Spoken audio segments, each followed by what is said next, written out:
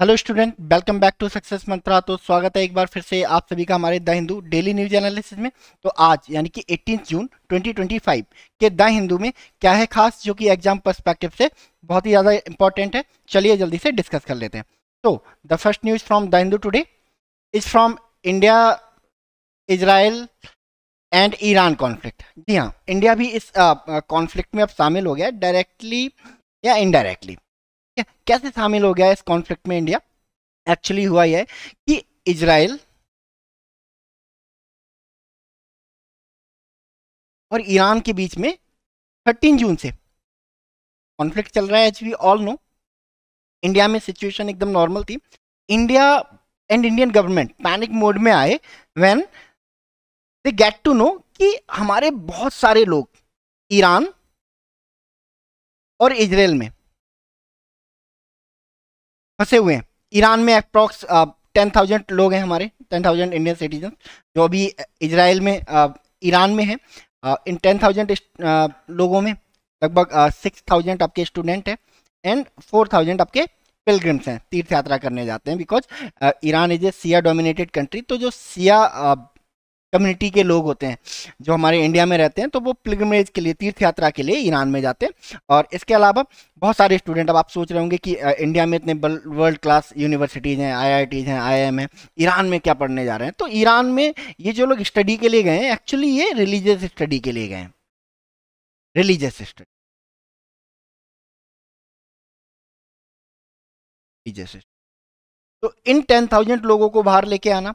इसके अलावा इसराइल में भी हमारे अप्रॉक्स 25,000 लोग अभी फंसे हुए हैं। ये 25,000 लोग, पहले इतने लोग इसराइल नहीं जाया करते थे, but last year Indian government और इसराइल के बीच में एक पैक्ट हुआ, जिसके थ्रू इसराइल ने इंडिया से डिमांड किया चीप लेबर, कि भाई आप अपने skilled, semi skilled, unskilled labourers को हमारे यहाँ भेजिए और हमारे यहाँ पे आके यह काम करेंगे। हम इनकी सुरक्षा की, सिक्योरिटी की और एकोमोडेशन की पूरी जिम्मेदारी लेते हैं। तो अब जब ईरान और इसराइल दोनों एक दूसरे के ऊपर मिसाइल मिसाइल अटैक कर रहे हैं, और मिसाइल्स नहीं देखती हैं कि कौन इंडियन है और कौन इजरायली है, या कौन इंडियन है कौन ईरानी है। हालांकि इंडिया के साथ दोनों ही कंट्री, ईरान और इजराइल, दोनों ही फ्रेंडली रिलेशन को एंजॉय करते हैं, दोनों ही फ्रेंड हैं इंडिया के। बट जब कन्फ्लिक्ट होता है, तो देयर इज ए पॉसिबिलिटी कि हमारे जो लोग वहाँ पे रह रहे हैं या वहाँ पे चले गए हैं, उनके मारे जाने की पॉसिबिलिटी रहती है। तो हमारी जो इंडियन गवर्नमेंट है, उसने बहुत सारी गाइडलाइंस जारी की हैं, बहुत सारे हेल्पलाइन नंबर जारी किए हैं ईरान और इजराइल में रह रहे लोगों के लिए, कि भाई आप अगर किसी प्रॉब्लम में है तो आप हमें कांटेक्ट कर सकते हैं इन नंबर्स पे। ये ढेर सारे नंबर यहाँ पे इन्होंने दे के रखे हैं, इमरजेंसी नंबर, आप देख सकते हैं। The embassy has put out phone numbers for those who want assistant while leaving Tehran. 98 है ना, 991, ढेर सारे नंबर इन्होंने इशू करके रखे हैं। तो पहले इंडिया का प्लान था कि अब ईरान और इजराइल दोनों ही हमारे फ्रेंड हैं, तो ईरान और इजराइल को बोल देंगे कि आप कुछ दिन के लिए या कुछ घंटों के लिए सीज फायर कर लो, so that we can evacuate our people, है ना। बट अब इस वॉर की इंटेंसिटी को देख के ऐसा लगता नहीं है कि दोनों में से कोई भी कंट्री राजी होगा, एग्री होगा, है ना, सीज फायर करने के लिए। क्योंकि इस टाइम पे दोनों ही कंट्रीज के लिए हार्मफुल हो सकता है, विक्ट्री के लिए हार्मफुल हो सकता है ना, एक दूसरे के प्रति सीज फायर करना। या ईरान मान ले कि भाई हमें सीज फायर कर देना है ना, बिकॉज इंडियंस को बाहर निकालना है। इजराइल मान ले, है ना, कि हम सीज फायर कर देते हैं कि बिकॉज इंडियंस को बाहर जाना है। तो दोनों ही कंट्रीज पे मोस्ट प्रोबेबली एग्री नहीं होंगे। और अगर बात करें ईरान और इजराइल की, तो in the comparison of Israel, Iran में सिचुएशन बहुत ज़्यादा खराब है। ईरान, अब जो इजराइल है, मेडिटेरेनियन सी से जुड़ा हुआ है, तो there are lot of ways to evacuate people. But Iran में बहुत ज़्यादा पॉसिबिलिटीज नहीं बन रही हैं लोगों को इवैक्यूएट करने की, इंडियन सिटीजन को इवैक्यूएट करने की। दैट इज भाई हमारी गवर्नमेंट, जो हमारी गवर्नमेंट है, थोड़ी सरेंडरिंग मोड में आ रही है ना। उन्होंने सीधे सीधे बोल दिया है कि देखो भाई, हम आपको तेहरान से इवैक्यूएट नहीं कर सकते। आप एक काम करो, अपने खुद के व्हीकल लो, ओन व्हीकल्स लो,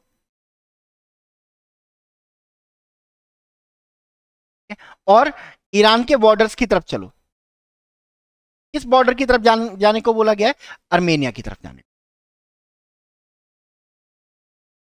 अर्मेनिया की तरफ जाने को या कि भाई अब ईरान अर्मेनिया बॉर्डर पे पहुंचो, हम आपको अर्मेनिया में एंटर करा देंगे, उसके बाद हम आपको एयरलिफ्ट कर लेंगे। सेम इजराइल के लिए भी ऐसी प्रपोजल दिया गया है। इजराइल में जो हमारे इंडियंस रह रहे हैं उनके लिए भी सेम तरह का प्रपोजल देके रखा है ना। उन्हें बोला गया कि आप इजिप्ट और जॉर्डन पहुंचो अपने खुद के व्हीकल्स के थ्रू या कोई पब्लिक ट्रांसपोर्ट जो भी अवेलेबल हो उसके थ्रू, आप इजिप्ट और जॉर्डन के बॉर्डर पे पहुंचो, हम आपको वहां से एयरलिफ्ट कर देंगे। तो आप देख सकते हैं कि इंडिया जिस तेजी से अपने लोगों को इवैक्यूएट कर रहा है और जिस पैनिक मोड में अपने लोगों को इवैक्यूएट कर रहा है, उससे ये लगता है कि ये जो वॉर है ये कम से कम अभी तो नहीं रुकने वाली है। देखते हैं नियर फ्यूचर में क्या होने वाला है, यूएसए का इन्वॉल्वमेंट होता है या नहीं होता है ना। जब तक हम नेक्स्ट न्यूज की तरफ मूव करें, आप मुझे बताइए जो इजराइल है, यहां पे कौन सी करेंसी इस्तेमाल की जाती है? Which currency Israel use for transaction? जल्दी से बताइए कमेंट सेक्शन। चलिए नेक्स्ट न्यूज की तरफ मूव करते हैं। तो the next news is from G7। As we all know G7 summit चल रहा है और हमारे जो प्राइम मिनिस्टर हैं वो भी वहां पे पार्टिसिपेट करने गए हैं। तो हमारे प्राइम मिनिस्टर ने हाईलाइट किया है कि मेरी प्रायोरिटी क्या होने वाली है। तो उन्होंने बोला है will highlight priorities of global south at G7। तो प्राइम मिनिस्टर मोदी ने कहा कि मैं सिर्फ इंडिया को रिप्रेजेंट नहीं करने जा रहा हूं, मैं ग्लोबल साउथ को रिप्रेजेंट करने जा रहा हूं। ग्लोबल साउथ को रिप्रेजेंट, ग्लोबल साउथ क्या है ना, जो सदर्न पार्ट में रहने वाले कंट्री है ना, दो तरह के कंट्री हैं। ऊपर जो नॉर्दर्न पार्ट में रहते हैं, में खास करके आपके वेस्टर्न कंट्री और डेवलप कंट्रीज आते हैं, रशिया वगैरह आते हैं। इसके अलावा सदर्न पार्ट इसमें एशिया कॉन्टिनेंट में इंडिया, इंडोनेशिया, श्रीलंका है ना, अफ्रीका का पूरा कॉन्टिनेंट, ऑस्ट्रेलिया, के अलावा साउथ अमेरिका में जब हम चले जाएंगे तो अर्जेंटीना, ब्राजील, ऐसे कंट्री आते हैं। इसको ग्लोबल साउथ बोला जाता है कुल मिला के। तो ग्लोबल साउथ का पक्ष रखने वाले हैं, ग्लोबल साउथ की जो साइड है वो रखने वाले हैं prime minister Narendra Modi in the meeting of G7। इसके अलावा बहुत सारी बायलैटरल टॉक्स भी प्राइम मिनिस्टर नरेंद्र मोदी की पेंडिंग है, कुछ हो चुकी हैं, कुछ पेंडिंग है। जैसे कल ही प्राइम मिनिस्टर नरेंद्र मोदी ने साउथ कोरिया के जो प्रेसिडेंट है, साउथ कोरियन प्रेसिडेंट ली जाए म्यूंग, इनसे मुलाकात की है, बातचीत की है। इसके अलावा मैक्सिको की जो प्रेसिडेंट है क्लाउडिया शेमबॉम, इनसे भी बातचीत हुई है। The pull aside meeting with Miss Sheinbaum was the first such interaction between the two leaders. जो मैक्सिको की जो प्रेसिडेंट है उनके साथ प्राइम मिनिस्टर नरेंद्र मोदी का ये पहला इंटरेक्शन था। इसके अलावा इटली की प्राइम मिनिस्टर जॉर्जिया मेलोनी से भी मीटिंग होने वाली है। यूएस प्रेसिडेंट से मीटिंग नहीं होगी बिकॉज यूएस प्रेसिडेंट इस मीटिंग को, इस समिट को छोड़ के जा चुके हैं, है ना। और यही G7 का सबसे बड़ा हाईलाइट है। G7 सबसे इंपॉर्टेंट ग्रुप माना जाता है डेवलप्ड कंट्री का, और इस ग्रुप की मीटिंग में सारे कंट्री जो G7 मेंबर के पार्ट हैं या जो इनवाइट किए जाते हैं बहुत सिंसियरली पार्टिसिपेट करते हैं। And all of the sudden अचानक से क्या होता है कि in the mid of G7 जो यूएस के प्रेसिडेंट हैं डोनाल्ड ट्रंप, वो वहां से निकल जाते हैं, छोड़ देते हैं G7 की समिट को। तो इससे ये स्पेकुलेशन लगाया जा रहा है कि देयर माइट बी पॉसिबिलिटी कि यूएसए ईरान पर एक बहुत बड़ा एक्शन लेने वाला है with the help of Israel. That is why जो यूएस के प्रेसिडेंट हैं डोनाल्ड ट्रंप, वो प्रिपरेशंस के लिए है ना जल्दी से G7 का जो समिट है वो छोड़कर चले गए। तो देखते हैं इसमें क्या होने वाला है। इसके अलावा डोनाल्ड ट्रंप जहां जाएं और कंट्रोवर्सी क्रिएट ना करें, ये तो पॉसिबल हो ही नहीं सकता है। तो G7 के समिट में जब डोनाल्ड ट्रंप पार्टिसिपेट करने गए तो इन्होंने G7 को ही क्रिटिसाइज कर दिया, और G7 को क्रिटिसाइज कर दिया, एंड G7 के जो कंट्री हैं, जो मेंबर्स हैं, उनको भी क्रिटिसाइज कर दिया। उन्होंने कहा कि आपकी सबसे बड़ी मिस्टेक थी रशिया को G7 से बाहर निकालना, इस ग्रुप से बाहर निकालना। ठीक है, तो आई विल ट्राई कि आई विल मेक श्योर कि रशिया को दोबारा से G7 का पार्ट बनाया जाए और G7 को दोबारा से G8 नहीं G9 बना दिया जाए। अब G9 कैसे? रशिया शामिल होगा तो G8 बन जाएगा। नेक्स्ट कौन सा कंट्री शामिल करने की बात कर रहे हैं? इंडिया? नो, शॉकिंगली इन्होंने इंडिया का नाम नहीं लिया। तो डोनाल्ड ट्रंप जो है उन्होंने बोला, कैटेगोरिकली बोला कि I want 2 countries in this group, one is Russia and second is China. This is USA for you, है ना। सारी फ्रेंडशिप दिखाएगा इंडिया के साथ में कि हम आपके साथ हैं, हम आपके लिए कुछ भी करने को तैयार हैं। एंड जब कभी भी इंडिया के साथ खड़े होने की बारी आती है, टू स्टैंड विद इंडिया, ये क्या कर जाते हैं, वहां से तुरंत डिपार्ट कर जाते हैं। ठीक है, अगर अब G7 ये जो ग्रुप है ना, इंडिया का one of the most dream group है कि भाई इसमें हमें पार्टिसिपेट करना है, इसका मेंबर बनना है। और अब जो इंडिया है वो उन सारी कैटेगरीज को, उन सारे पैरामीटर्स को पूरा करता है जिसके थ्रू इस ग्रुप का मेंबर बना जा सकता है। दुनिया की चौथी सबसे बड़ी अर्थव्यवस्था, fourth largest economy in the world, fourth largest military power in the world. तो कुल मिला के इंडिया दुनिया का 4 या 5th सबसे इन्फ्लुएंशियल कंट्री बन गया। उसके बाद भी डोनाल्ड ट्रंप ने जब इस ग्रुप को एक्सटेंड करने की बात की ना, तो नाम किसका लिया इन्होंने, रशिया का लिया। रशिया कोई नहीं इसे इग्नोर कर सकते कि बिकॉज रशिया पहले भी पार्ट था, बट शॉकिंगली इन्होंने किसका नाम लिया, चाइना का नाम। इन्होंने बोला कि कैटेगोरिकली कि बहुत बड़ी मिस्टेक थी आप लोगों की कि आपने रशिया को इस ग्रुप से क्या किया, बाहर निकाला। तो जब आऊंगा दोबारा से इस मीटिंग में, तो मेक श्योर करूंगा कि रशिया और चाइना को इसका पार्ट बनाया जाए।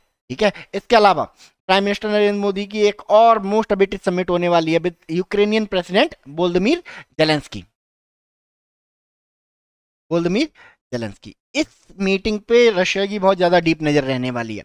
एंड ये जो मीटिंग है ये डिसाइड करेगी कि आने वाली जो रशियन प्रेसिडेंट व्लादिमीर पुतिन की इंडिया की विजिट है वो किस माहौल में, किस तरह के एटमॉस्फेयर में होने वाली है ना। बिकॉज अगर ये मीटिंग अच्छी जाती है वोलोदिमीर जेलेंस्की के साथ, तो रशिया और इंडिया के बीच में जो नेक्स्ट मीटिंग होने वाली है मोदी जी और व्लादिमीर पुतिन के बीच में, वो काफ़ी इंटेंस रहने वाली है। और अगर खराब जाती है तो एज यूजुअल हमारे जो रिलेशंस हैं बहुत अच्छे हैं। बाकी बात करें G7 के बारे में, तो G7 इस साल कौन होस्ट कर रहा है, कौन सा कंट्री G7 होस्ट कर रहा है, कनाडा। कनाडा इस साल G7 को होस्ट कर रहा है। और कनाडा का कौन सा सिटी है जो इस मीटिंग को होस्ट कर रहा है, कौन सा सिटी है, Calgary.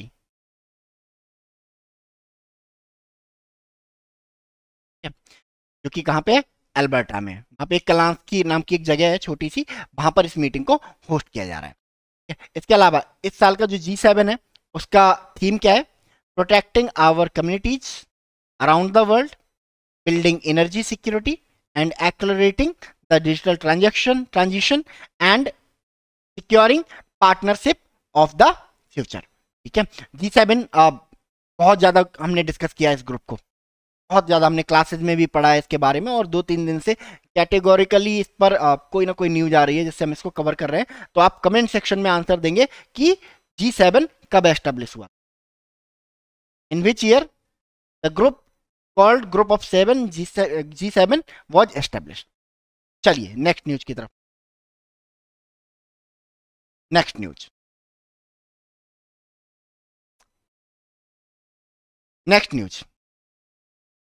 News is from Kerala. तो केरला हाईकोर्ट ने बैन कर दिया है प्लास्टिक को in hilly areas. Kerala high court bans single use plastic in hilly areas and hotel.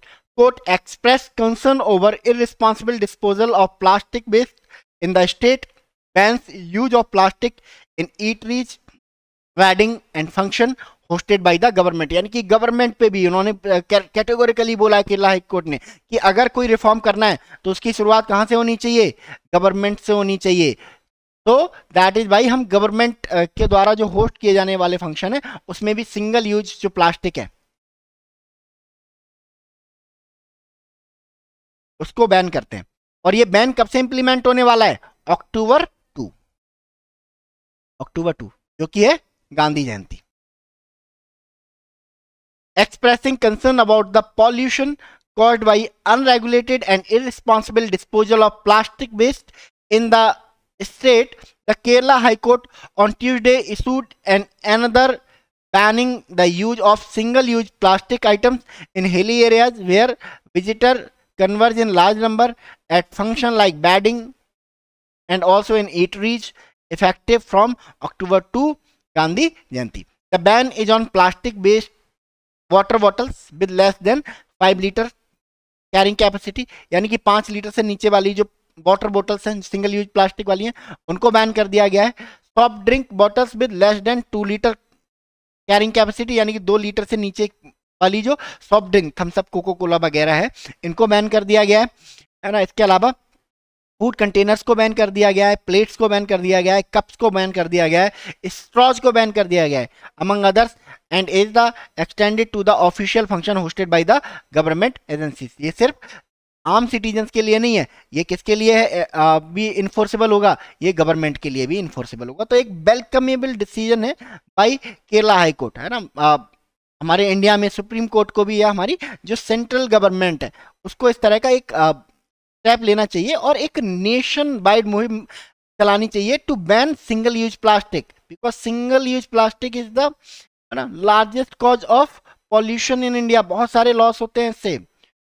चलिए नेक्स्ट न्यूज की तरफ मूव करते हैं। तो the next news is from F-35B, UK fighter jet royal navy F-35B grounded for 30। हमने पहले भी इस न्यूज को कवर किया था। Royal navy, royal British navy भी कह सकते हैं हम इसे, रॉयल ब्रिटिश नेवी, इसका एक फाइटर जेट F-35 अपनी रेगुलर सॉर्टीज पे था नियर इंडियन ओशन। तो खराब वेदर की वजह से और ईंधन की कमी की वजह से इन्होंने जो केरला कैपिटल है तिरुवनंतपुरम, वहां के एयरपोर्ट से हेल्प मांगी कि हम यहाँ पे लैंड करना चाहते हैं। ये लैंड करा दिया गया बिकॉज, है ना, एज सच हमारे यूके के साथ ऐसी कोई टेंशन नहीं है ना। 3 दिन हो गए आज, बट इसमें जो कमी आई है उसको अभी तक रिजॉल्व नहीं किया जा सका है और अभी भी इस पे जांच चल रही है। ठीक है, क्यों दोबारा कोई ऐसा कोई सेकेंड जनरेशन या थर्ड जनरेशन या कोई पुराना फाइटर जेट नहीं है, हम बात कर रहे हैं F-35B की। इसके बारे में इंडियन गवर्नमेंट बहुत सीरियस थी कि इसको परचेज किया जाए या नहीं किया जाए। इसके अलावा यूएसए की तरफ से कॉन्टिन्यूसली प्रेशर बनाया जा रहा था कि भाई आप इस F-35 को परचेज कीजिए। ऐसे में एक F-35 इंडिया में आता है एंड खराब हो जाता है, 3 दिन से ग्राउंडेड है, और रीजन क्या है, एक तो फ्यूल खत्म हो गया which is not a big deal, है ना। सेकंड जो मेजर रीजन है कि भाई ये जो बैड वेदर है तो बर्दाश्त नहीं कर सकता ये। तो अब इंडिया इस जो यूएसए का जो डील है उस पर रीथिंक कर सकता है कि हमें ये फाइटर जेट परचेज करने चाहिए या नहीं करने चाहिए। अब जो F-35 है बेसिकली, है ना, एक 5th जनरेशन फाइटर जेट है, 5th generation, single seat single engine fighter jet है। और इसके बारे में बोला जाता है कि दुनिया का कोई भी फाइटर जेट इसको कैप्चर नहीं कर सकता है। बट अभी हाल के दिनों में बहुत सारी न्यूज आई है F-35 से रिलेटेड। एक तो हमारे इंडिया में ये जो इंसिडेंट है, इसके अलावा ईरान ने भी क्लेम किया है कि इन्होंने एक नहीं, 2 नहीं, 3 F-35 को शॉट डाउन कर दिया है, और वो भी एक 3rd generation air defence system से, S-300, जो रशिया पहले इस्तेमाल करता था 80s 70s 80s के टाइम पे। ठीक है, तो इंडिया को सोचना चाहिए F-35 को बी को एक बार फिर से परचेज करने से कि भाई कुछ कमियां तो हैं। इसके अलावा F-35 बहुत महंगा फाइटर जेट है, बहुत कॉस्टली है। ये पुराने इंफ्रास्ट्रक्चर पे काम नहीं करने वाला है, इसके लिए एक नया इंफ्रास्ट्रक्चर, ओवरऑल नया इंफ्रास्ट्रक्चर चाहिए होगा। ठीक है, तो ऐसा नहीं है कि हमने सिर्फ फाइटर जेट खरीद लिया और काम चल गया। हमें बहुत सारे एक्स्ट्रा इन्वेस्टमेंट करने पड़ेंगे to afford to maintain F-35B। चलिए देखते हैं क्या होता है, इंडियन गवर्नमेंट का क्या डिसीजन होता है, क्या स्टांस होता है इसको लेकर। Next news is from Israel, working with India to help evacuate those waiting to leave Israeli envoy. हम लोग पहली जो खबर है उसमें ही इसको डिस्कस कर चुके हैं। ऑफिशियली अब इजराइल ने बोल दिया कि हम इंडिया के साथ काम कर रहे हैं ताकि जो इंडियंस, जो 25,000 इंडियन जो कि इजराइल में रह रहे हैं, उनको सेफली क्या किया जा सके, इवैक्यूएट किया जा सके।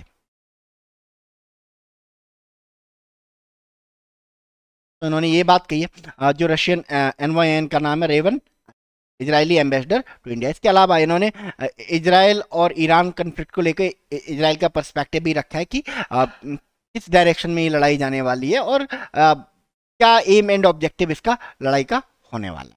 ठीक है, चलिए इजराइल की कैपिटल आप बता सकते हो कमेंट सेक्शन में, क्या है इजराइल की कैपिटल? जल्दी से कमेंट सेक्शन में आंसर दीजिए। चलिए नेक्स्ट न्यूज की तरफ मूव कर।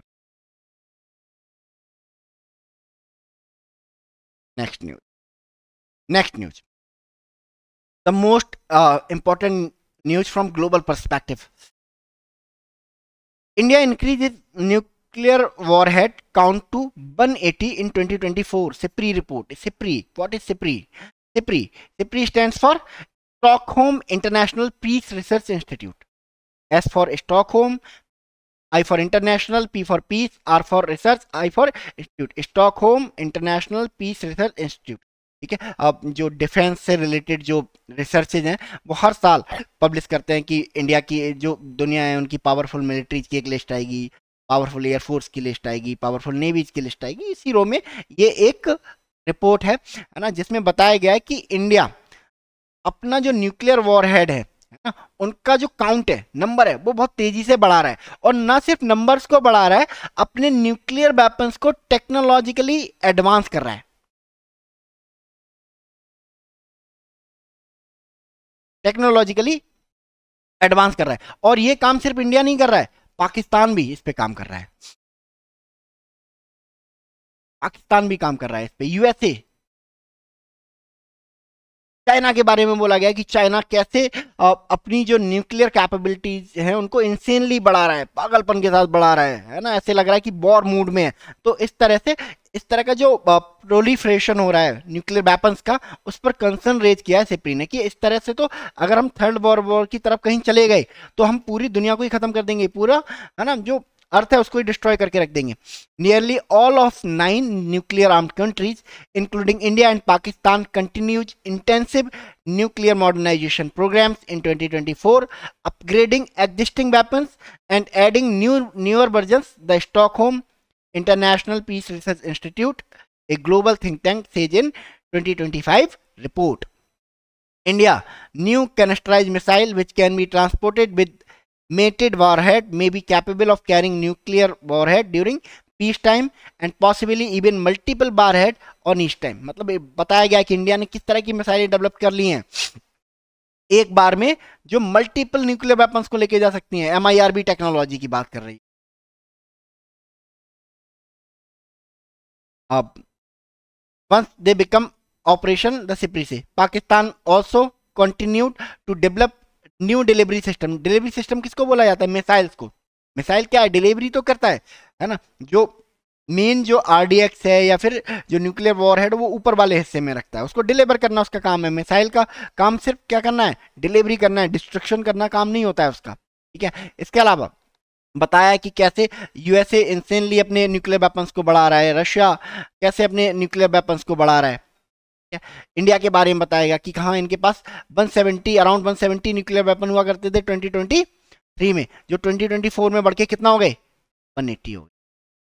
तो आई थिंक पूरी दुनिया को इस पे सोचना चाहिए कि हम किस दिशा में जा रहे हैं, किस डायरेक्शन में जा रहे हैं। IAEA है ना, इस इशू में कंसर्न रेज किया है। IAEA क्या है? International atomic energy agency. Comment section में बताओगे ये कब एस्टेब्लिश हुआ था। चलिए नेक्स्ट न्यूज की तरफ।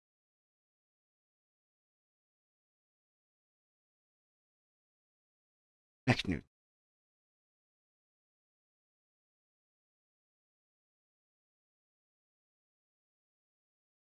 ठीक है, तो आज के द हिंदू में इतना ही रखते हैं। आज के द हिंदू में इतनी इंपॉर्टेंट न्यूज़ हैं। आप लोग अपना ध्यान रखिए, बहुत अच्छे से पढ़ाई कीजिए। तो thank you so much and God bless you all.